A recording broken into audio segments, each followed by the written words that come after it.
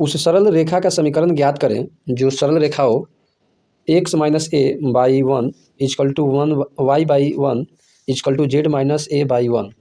और एक दूसरी सरल रेखा दिया हुआ है, ये है x plus a by one y by मतलब बराबर दिया है वाई बटा वन बराबर जेड प्लस ए बटा दो को प्रतिच्छेद करती है।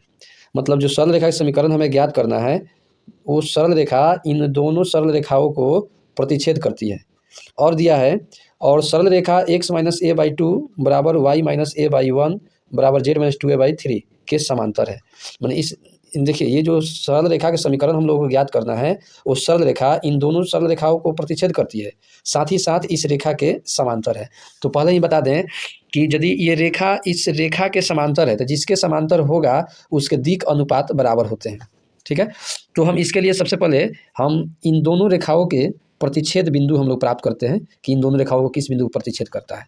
इसके लिए हम लोग क्या करते हैं, मान लेते हैं, मान लिए हम माना कि ये जो पहला रेखा का समीकरण दिया है, इस रेखा के समीकरण को हम लोग L1 मान लेते हैं। पहला लाइन है L1 x minus A by one equal to y by one equal to z minus A by one. इस सब के बराबर में हम R मान लेते हैं। ठीक है, अब इससे हम लोग क्या करेंगे, एक एक चीज़ देखिए यहाँ पर, तथा ये माने हैं कि इस रेखा पर स्थित बिंदु कोई है जो कि P है उसका नाम। तो इसलिए हम लोग बिंदु P बराबर जो मान निकालेंगे, बिंदु P एक्स वाई जेड का मान, तो देखिए कैसे हम इसको निकालेंगे। यहाँ दिया है x minus A by one equal to दिया है R। इससे हम लोग x को फ्री करेंगे तो x इजकल टू हो जाएगा, ये भाग में वन तो गुना हो जाएगा तो R हो जाएगा, और ये माइनस में a है उधर फेंक देंगे प्लस में हो जाएगा तो R प्लस a हो जाएगा। इसी तरह से हम यहाँ पर x का मान R प्लस वन, वाई का मान R इससे और इससे लेकर, और z का मान हम इसको और R को लेकर, यह है ना कि z minus A by one equal to R है। तो इससे हम लोग z का मान निकालते हैं तो ये भाग में इधर गुना में हो जाएगा और ये माइनस में ताकर प्लस में हो जाएगा, तो हमें z बराबर प्राप्त हो जाएगा R प्लस ए। और दूसरा क्या दिया है, दूसरा दिया है कि जो दूसरा रेखा है L2, इसको हम लोग x plus a by one equal to one by y by a equal to z plus a by two बराबर हम इसको क्या मान लेते हैं, लेमडा मान लेते हैं। इतना के बराबर हम लोग क्या मानते हैं, लेमडा।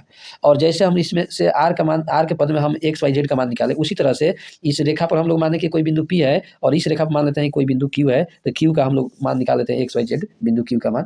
तो एक्स वाई जेड यानी कि बिंदु Q बराबर हमें प्राप्त होगा इससे लेमडा माइनस ए लेमडा और टू लेमडा माइनस ए। देखिए इससे हम लेते हैं और लेमडा को लेंगे, दोनों को बराबर लिखेंगे कि x plus a by one equal to lambda है। तो हम इससे x का मान निकालेंगे तो ये भाग में तो गुना हो जाएगा, कर एक से गुना हो जाएगा और ये प्लस में तो माइनस में हो जाएगा, तो लेमडा माइनस हमारा ए हो जाएगा। ठीक है, अब हम बढ़ते हैं आगे। तो x का मान हमें लेमडा माइनस ए, वाई का मान लेमडा प्राप्त होगा और जेड का जो मान होगा इसको लेकर चलते हैं, तो जेड का मान हमें होगा टू लेमडा माइनस ए प्राप्त हो जाएगा। अब आगे बढ़ते हैं तो देखिए, ये जो दोनों रेखा है, ये L1 और L2 दोनों रेखा है, एक दूसरे को प्रतिच्छेद करता है। तो दोनों का ये एक्स वाई जेड बिंदु न माने हैं, तो इसलिए हो सकता है कि इसी बिंदु को प्रतिच्छेद करता हो, माने बिंदु P और Q संपाती हो। तो इसलिए हम लोग क्या करते हैं, देखिए लिखे हैं कि चूंकि ये रेखा परस्पर प्रतिच्छेद करते हैं, तो इसलिए इसमें का जो पहले वाला है, इससे हमें एक्स का मान, बिंदु P वाला जो दिया है ये एक्स के मान, ठीक है, ये वाला एक्स का मान और Q वाला में एक्स के मान, फिर वाई वाला और वाई के मान, इसमें फिर जेड के मान जेड के मान, ये आपस में क्या होंगे, बराबर हो जाएंगे। तो इसलिए हम लोग यहाँ लिख दिए हैं कि R प्लस ए बराबर लिख दिए हैं लेमडा माइनस ए। देख लीजिए इसमें ये जो है आपका R प्लस ए किसके, लेमडा माइनस ए के बराबर किए। ठीक है, तो आगे बढ़ते हैं। R बराबर लेमडा हो जाएगा और R प्लस ए बराबर टू लेमडा माइनस ए हो जाएगा। ये इसी बिंदु से, जो बिंदु दोनों दिया है P और Q, इससे और इससे लेकर हम किए हैं। इससे x का मान x के बराबर, y वाला y के बराबर और z वाला z के बराबर कर दिए। ठीक है, अब देखिए आगे बढ़ते हैं। तो इससे हम लोग लेकर चलते हैं, तो पहले हम इस समीकरण को लेकर हल करते हैं, हल करके यहाँ लेमडा का मान हम 2a प्राप्त करते हैं। ये कैसे, तो यहाँ दिया है कि R जो है लेमडा के बराबर है, तो इसलिए जहाँ R है, R के जब हम लेमडा पुट कर देते हैं और हल करते हैं, इससे लेमडा का मान प्राप्त होता है। अब जब लेमडा का मान प्राप्त हो गया तो लेमडा R के बराबर ही है, इसलिए हम R का मान भी वहीं दे देते हैं, R बराबर हो जाएगा 2a और लेमडा का मान भी 2a। अब R या लेमडा दोनों में से किसी का मान, ये जो बिंदु दिया है इस बिंदु में हम लोग पुट कर देते हैं।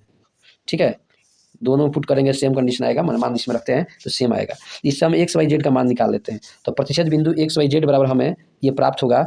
आर प्लस ए है ना, तो आर के मान हो गया हमें 2a यहाँ प्राप्त हो गया है और प्लस ए, फिर 2a और 2a प्लस ए हल करते हैं तो हमें प्राप्त होगा 3a 2a 3a।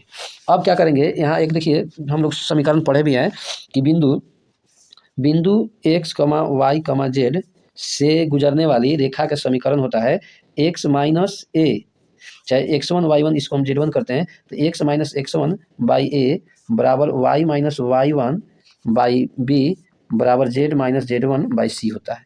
हम लोग पहले पढ़े हैं जहाँ ए बी और सी उस रेखा के दिक् अनुपात है, तो दिक् अनुपात है तो इसलिए हम लोग ले लेते हैं बिंदु, ये जो बिंदु दिया है इस बिंदु से जाने वाली और रेखा, ये जो क्वेश्चन में ही दिया है कि जो ये इसके प्रच्छेद बिंदु से होकर जाती है साथ ही साथ इस रेखा के समांतर है। तो हम बता चुके हैं कि रेखा के समांतर है तो इसके जो दिक् अनुपात दिया है 2, 1 और 3 ये उस रेखा के बराबर होगा।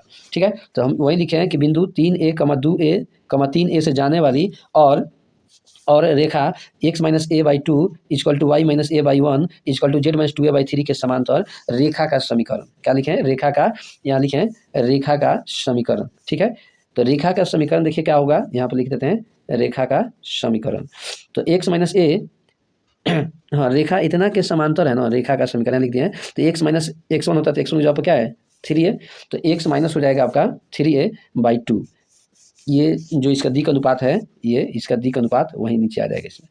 फिर हो जाएगा y माइनस 2a, ये वाला जो मान है y का, y1 का मान, तो y माइनस 2a बाई 1 बराबर z माइनस 3a